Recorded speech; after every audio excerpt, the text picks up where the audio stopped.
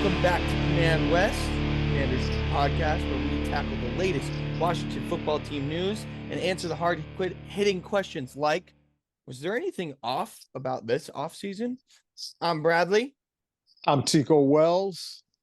I'm Eddie Passarelli. Donnie Roach. And this is Command West. Welcome back. This is part 2 of our offseason wrap-up, as I'm officially calling it. Part 2 of 3. Unofficially, part 2 of 3. Where we get into the offseason acquisitions, talking about some players, free agency pickups that we have acquired. So, last episode we talked about all of the coaching staff and all of the management hires that we made, including Adam Peters and Dan Quinn, general manager and head coach, who collectively worked together to to go out into free agency and get some of over 15 players to add to this football team. And let me add one name to that, yeah. Bradley, because you got general manager Adam Peters. You also have the assistant GM Lance Newmark, who I know is a name a lot of people may not know. What's that? Yeah. I'm so glad you brought that up. So, because I forgot to put it on the list that I sent you guys, but he came from Detroit, and he is he's not an exciting guy. It's not an exciting name. It's not a name people know, but he's a smart dude. He's a dude who knows talent, and he like watches film. And look, he came from Detroit, and Detroit, so you got Adam Peters came from San Francisco, went to the Super Bowl. You got this guy, Lance Newmark, came from Detroit, didn't go to the Super Bowl, but made it to the playoffs. They turned that team around. So I think the three of them, Adam Peters, Lance Newmark, of course, head coach DQ, are what work together to put together this free agency, and later when we talk about the draft, those are the three guys you're talking about, that really. And two, Adam Peters and Newmark are known to be incredibly good talent evaluators in the league, just well renowned. Yeah. All right. So does anybody starting off, talking about some of these acquisitions, who jumps off the page? Austin Ekeler for sure. For sure. Austin Ekeler. You can't ignore Austin Ekeler. Never seen him be anything other than a baller. Yeah. Ever. I mean, he's small, he's tough, he's compact. He's of that Saquon Barkley. Who else is a little short kind of guy? Darren Sproles. No, he's more tiny. thick. He's not tiny. He's a little tank. Now, is how many years he's is coming he in? He's been in the league for a minute. He's a veteran. So his story is kind of special. He's a undrafted free agent. You don't see that very often. So he was not drafted in the 7th-round draft. And he came out and he made a name for himself in San Diego and followed into Los Angeles, and has been one of the best running backs in football. Yeah. And word is he and B-Rob, Brian Robinson, are just kind of clicking together and really enjoying playing off of each other. And I think that's a good kind of core running, couple of running back 1-2 punch. Yeah, exactly. Good way to put it. And Ekeler, Ekeler is especially good at the catching out of the backfield. He's a really good receiving back. Yeah, I think we need that, because I sensed last year and even the year before that we did our best when we were doing these moves around the corner with little screens and setting up play action pass stuff like that. And I like him in that position because I watched him at San Diego. So I like that pick. I also think that, or I also want to mention, we're talking about some of the acquisitions that we've made. We also got rid of or lost some players, Yes. One of which is Tico, go for it. Antonio Gibson. So a very likable player, very likable player. Yeah. His couple of fumbles gave him a bad name. Mm-hmm. He was a guy who they turned from a wide receiver into a running back. And for the most part, he did a formidable job. Yeah. Having to learn a new position. Right. Just like Logan Thomas going from quarterback to tight end. Yep. Logan's gone as well. Yeah. Oh, yes. That's a good point. Yeah. And we brought in Zach Ertz. There we go. As a kind of a veteran veteran presence.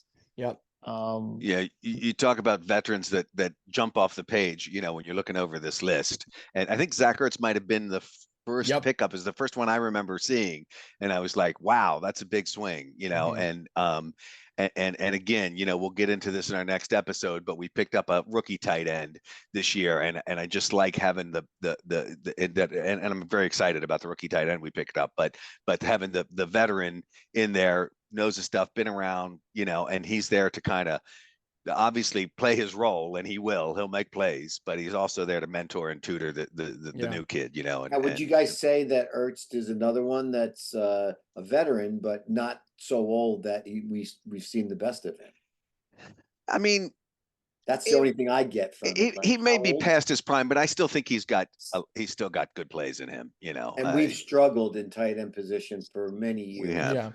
We With have. guys who just fold under a hit, Yeah. and other guys that drop balls and no big size presence. He's a big size presence Mhm. kind of guy, right? Mhm. He's a I great mean, route he's runner. not a Gronkowski size, but he's solid. And He's tall. Ertz, Ertz, like Dad, like you said, we got a really young tight end room, and bringing that wily vet in, Eddie, to your point, who's maybe a little bit past their prime, and you know what, he's one of the older vets that we've added. Yeah. But to give them that wealth of knowledge that he's over 15 years in the league, and most notably he was in Philadelphia and won a Super Bowl with them, and then most recently was with the Cardinals and Cliff Kingsbury. So There you I think go. that's one of his his guys was Cliff. And in a recent press conference, Cliff actually mentioned, Ertz has really accepted the role of mentor with these young guys in the locker room. So that's honestly, that's not talked about enough, Mhm. and I think that brings me to another player who's a veteran, one of like one of the biggest acquisitions we've gotten this so far, and a perennial Pro Bowler, future Hall of Famer, one of the best linebackers in the league. Tico, take it away. Bobby Wagner. Bobby freaking Wagner. Yeah, I mean, That one. it's interesting because he's been moving around a little bit in these last couple of years. He went to the Super Bowl with the Rams. Yep. Then he gets, of course, his bulk of his career was with the Seattle Seahawks. Yep. Gets moved to the Rams, goes there for a year Yeah. or two, comes Yeah. back to the Seahawks, Yep. Which is interesting, and then and was a part of comes that to us. Legion of Boom with part DQ. of the Legion of Boom. So going yeah. back to the last video we were talking about. Right, under the Yeah. same coaching. So Yes. Yeah, Bobby Wagner's also going to give us a little bit of that veteran presence Yep. Absolutely. that's going to be needed Yep. in the locker room. And he mentioned actually one of the reasons why he wanted to come here was because he wanted to reunite with DQ. And I think that speaks a lot to what DQ is bringing to the table. right. People want to play for him. His And- former players speak really highly Yes. of him. Yeah, yeah. And I want to talk about the next guy, unless I was anybody gonna has say, anything speaking else. of linebackers, Yeah, no, I speaking know of you have one you linebacker. want to talk about. Yeah. Speaking of linebacker, I think my favorite acquisition of the list is Frankie Louvu. Now he might not be a notable name like Bobby Wagner, but he's also an undrafted guy. Got a great story, and comes from Carolina, and is one of kind of the young, underrated, ballers at the linebacker position. He's 23 years old, young, hungry, and you bring in Bobby Wagner, you bring in Frankie Louvu on a 3-year deal, which is, for linebackers, that's a good chunk of time. You bring in these two guys, you want Louvu to learn under Wagner. He's already this hungry, he pursues the quarterback so well. He almost reminds me of Micah. I don't want to say Micah Parsons because I don't want to put that out in the universe, but he's got a presence that is hungry and dog like Parsons, and learning under a Bobby Wagner, I think, is going to just do wonders for this man. Yeah, like that. That Sounds good. music, by the way, was some ESPN sound effects for Bobby Wagner. There you go. For Bobby Wagner. There you So, go. yeah, and going back to Wagner, he only played one. Uh-oh. Uh-oh. Wait, Chico, say we that lost you. again. Or Say that messing again. around with Chico, we that lost you for a speaker. second. He only played 1 year in LA. Okay, That was the year they went to the Super Bowl. yeah. Oh, okay. Help them And win the then Super Bowl. 2023, Yeah.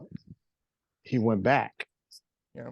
To Seattle. So it's speaking of veterans, we got another vet to put in a room of young players. Eddie, do you want to talk about our veteran quarterback that we picked up? Well, yeah, Marcus Mariota. I mean, you guys know him well. I mean, he's been thrown for so many different teams now. How many is Yeah. it? Yeah, Well, he has bounced around. He's bounced around. Yeah. And in He's every case, I always thought he was a good quarterback. But I kind of classify him in the same realm as like a Sam Howell, in that, like, I feel like stature wise, he's probably a little bit more accurate with his arm, maybe. But I don't think he's a scrambler like Sam was. So I don't know. I think he's just a good, solid quarterback backup. He's a backup. And I wasn't that excited about it, to tell you the truth. I didn't Yeah. understand it. Maybe there's something you guys could share why they did Yeah. this. Dad, do you want to Well, speak on Mariota? because I'm trying to remember the name. Who it made me think of is the quarterback we got rid of, the backup that kind of closed out the season after Sam Howell Brissett? stopped. What's the dude's name Brissett? that we want? Jacoby Brissett. Jacoby Brissett. Yeah, like we got rid of Brissett and we brought in Marcus Mariota. I'm like, okay, both these guys have kind of bounced around trying to make a name for themselves, you know. It's like, did we really upgrade? I don't understand how that works, but you know, it's about contracts and my guess is Brissett had a couple of good games at the end there, and I bet, and he kind of probably improved his stature, and maybe he wanted some more money, and they had to move on from him, but they brought in somebody sort of like him, you know. Yeah. I think what they're doing, you know, with the four guys we've talked about so far, is they are bolstering their veteran presence, right? You know, because they have talked about, you know, Adam Peters have talked about building from the draft. You know, you can only do so much in free agency. What you build a team around is the young guys, you know, you don't have to pay a lot of money and who are going to learn under your tutelage. You get to teach them what you want to teach them. They don't come to you with any bad habits. Mm-hmm. So you bring in guys like Wagner, like Ertz, like Mariota, like Eckler to be a veteran presence, teach the young guys how to be pros, teach the young guys how to do their jobs, you know, and give them tips and tricks along the way, so that the guys that we bring in from the draft, you know, have that mentor presence in the locker room. And, you know, Ron Rivera also did this, but I think the difference is, wow, did we get the cream of the crop? You know, we got the cream of the crop when it comes to the, you know, the talent of veteran.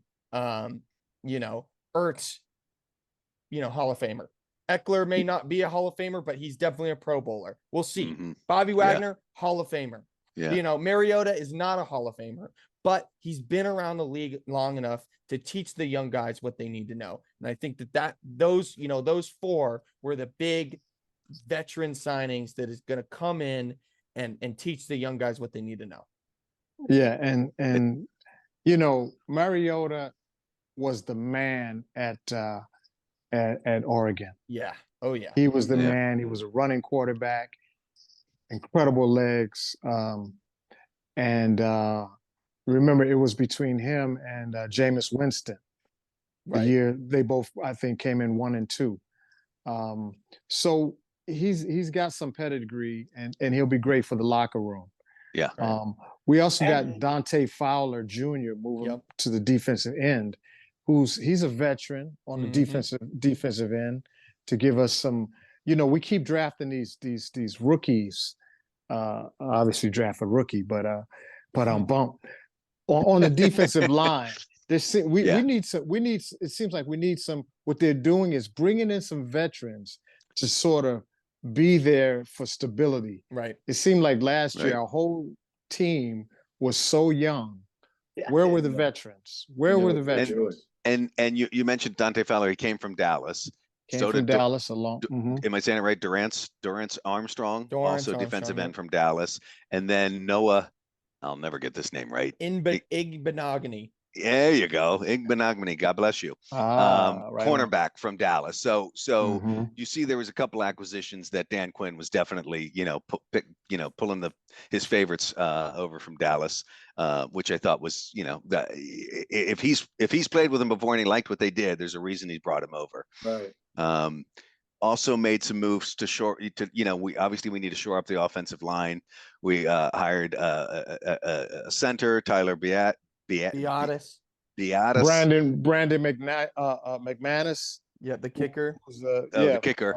But also on the Allegretti. offensive line, Cornelius Lucas and who was the last one? Nick Allegretti from the Super Bowl champion from Kansas City Chiefs. So now he didn't start a lot last season, but I think he started the Super Bowl and played the whole game. So Nick's Italiano. He brought that with him. There you Nick go. Allegretti. He brings the Italian. Brings the pasta to the thing. One thing I want to say about the O-line is Tyler Biotis coming from Dallas, really, really sure center. That another, not I wouldn't say he's as veteran as an Ertz, but really, really consistent guy, not super flashy, not he's not a name that but really consistent. And I think it's important bringing in let's call him a veteran center, a center that knows what he's doing, especially when you know that you're going to get a young quarterback in the draft, because setting the protections is between the center and the quarterback, to highlight who is hot, who's coming, from the defense, who's blitzing, who's rushing the quarterback. That's between the center and the quarterback. And having a rookie center and a rookie quarterback, or a young center and a rookie quarterback, that can cause complications. So that's having that vet in there to be able to help, our rookie quarterback through those progressions is really important. Did we let go of Joey Sly? We sure did. We sure did. Yeah. That's another one. So McManus didn't miss an extra point last year. He was 35 for 35, and he had one of his longer 56-yard field goals last year. And remember, he's kicked a 61-yarder before. So he's a solid, that's good, consistent, above average kicker. Sly was not consistent. No. That's an upgrade. Yeah. Some other notable names that I want to highlight is Jeremy Chin and Michael Davis. So, talking about Joe Witt Jr., our defensive coordinator, and Dan Quinn, these are, two guys who are, really, really good at highlighting DB talent and maximizing their potential. Jeremy Chin is a safety from Carolina, and Michael Davis is a cornerback from the Chargers. Two defenses that were terrible. I mean, let's just be honest. They were terrible defenses. And Jeremy Chin was the runner-up rookie of the defensive rookie of the year, and lost to our very own Chase Young. So I want to, Jeremy Chin's kind of road has been a little rocky. He started off really strong and has kind of faltered in Carolina. And the coaching staff of Carolina has seen a lot of turnover, similar to our team. And I think that has hurt Jeremy Chin. And he's a fantastic player, and is kind of taken a step down from his original production. And I am so excited to see what Dan Quinn and Joe Witt Jr. cook up for this man at the safety position. Similar to Jeremy Chin, Michael Davis has also had a really hot start and a kind of a down couple of seasons in that Chargers defense that we know has seen a lot of turnover because they're starting over with a new head coach. So those two guys I want to highlight because they're kind of going to be a real core of our 2024 defense that very excited to see the role that they're going to play because they're very talented, but they were underutilized in their last defense. So I want to highlight those two guys. So maybe that speaks to what we talked about in our previous episode, the Adam Peters and Lance Newmark. These guys are talent scouts, right? They're very good at spotting good talent. And so to if what you're saying is right, Bradley, because I don't know these guys, but maybe they're hot talents that just haven't been well utilized. And Adam and Lance have that kind of keen eye for that kind of thing. So so those are good pickups then, if that's the case. And sometimes these veterans are brought in for the training camps, for the preseason, just to let these younger players see what it looks like, professionalism and things like that. Some of these guys may not make it to the end. Yeah, it's true. Nobody's guaranteed a spot right now. Yeah.